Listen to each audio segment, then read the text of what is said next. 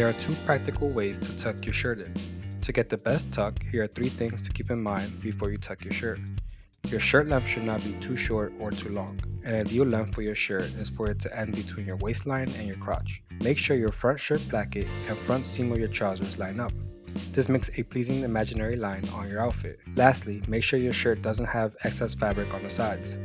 Buying a well-fitted shirt or getting a tailored shirt gives you the best tuck result. The basic tuck is the first method. This is best for guys who have a well-fitted shirt and can easily tuck their shirt into their pants.